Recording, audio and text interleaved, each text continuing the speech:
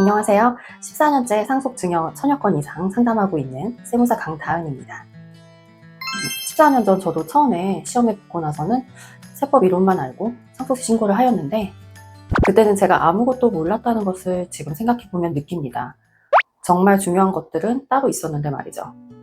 실제 상속 상담을 하다 보면 법이 문제가 아니라 안타까운 순간이 정말 많다는 것을 진짜 뼈저리게 느낍니다. 부모님이 돌아가신 뒤 형제들이 통장에서 누가 얼마를 가져갔는지 다투기 시작하고, 또 몇 년 전에 했던 부모님이 나는 모르게 다른 형제에게 증여해준 사실을 보고 또 다툼이 일어납니다.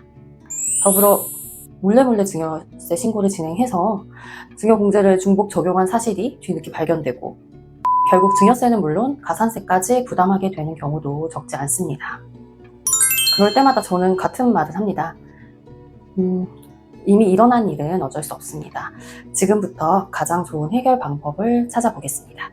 이 영상 클릭한 여러분들은 행운이십니다. 오늘 영상에서는 상속세 신고 전에 상속세 절세를 위해서 반드시 알아야 하는 상속 공제를 쉽게 정리해 드리겠습니다.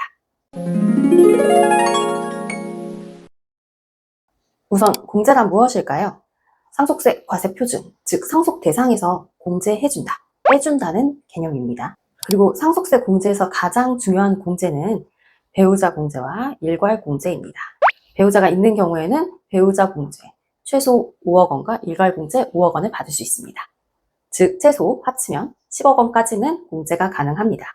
반대로 배우자가 없는 경우에는 일괄 공제 5억 원만 적용되기 때문에 같은 재산이라도 상속세가 달라질 수 있습니다. 특히 배우자 공제 5억과 일괄 공제 5억은 상속과 증여를 선택할 때 중요한 개념인데요. 우선 상속과 증여의 차이를 먼저 설명드리겠습니다. 아시는 분들도 많으실 거예요. 상속은 고인이 돌아가시고 나서 재산을 물려받는 것이고, 증여는 살아 생전에 자녀 또는 배우자에게 재산을 그냥 주는 개념입니다. 예를 들어서 부모님 재산이 10억 원이고 배우자와 자녀가 2명 있는 가정이라고 가정해 보겠습니다. 이 경우 배우자 공제 5억 원과 일괄 공제 5억을 적용하면 총 10억 원이 공제되죠. 즉 상속 재산이 10억 원이라면 상속세는 발생하지 않을 가능성이 높습니다. 만약 10억 원을 상속하지 않고 증여했다면 어떻게 될까요? 살아 생전에 재산을 주는 증여에도 상속 공제와 마찬가지로 공제라는 개념이 있습니다.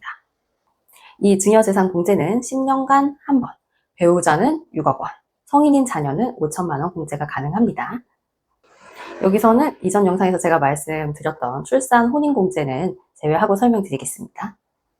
따라서 총 10억 원을 예를 들어 배우자에게는 6억 원, 자녀 2명에게 각각 2억 원을 증여하면 배우자는 증여세가 없고 자녀는 5천만 원 공제를 제외한 1억 5천만 원에 대해서 각각 약 2천만 원의 증여세가 발생합니다.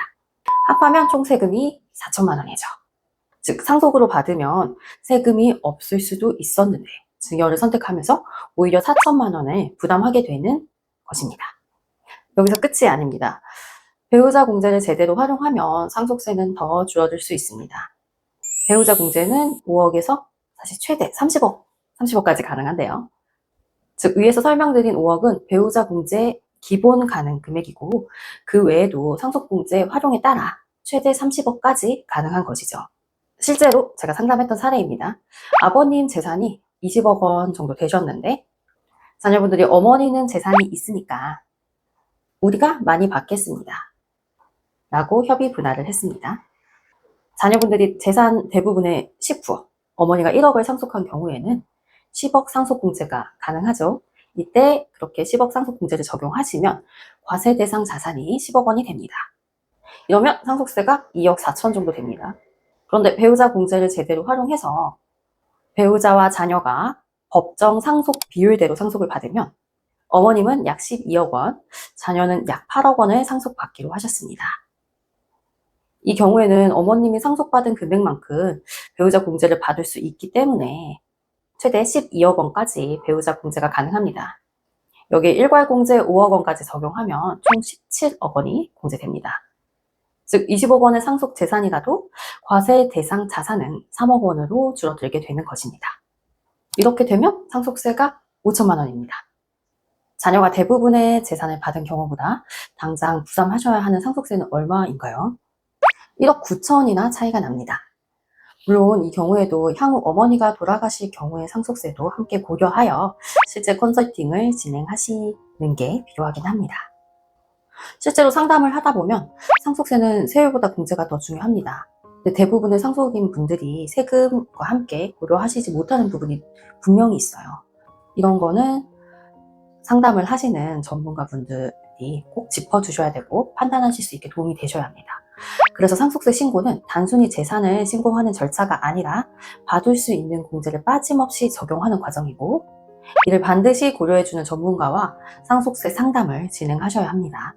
다시 정리하자면 오늘 이 내용만 기억하시면 됩니다. 첫째, 배우자가 있다면 최소 10억 원까지 상속공제를 받을 수 있습니다.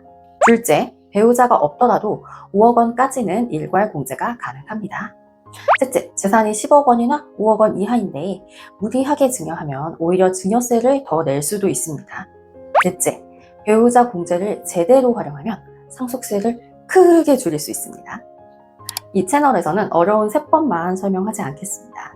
제가 14년이라는 세월 동안 상속 증여를 상담하고 또 실제로 신고하면서 경험했던 실제 사례와 신고 사례를 바탕으로 국세청은 어떤 부분을 확인하는지, 사람들이 가장 많이 실수하는 부분은 무엇인지, 그리고 어떻게 준비해야 가족 간 불필요한 분쟁과 세금을 줄일 수 있는지 누구나 이해하기 쉽게 알려드리겠습니다.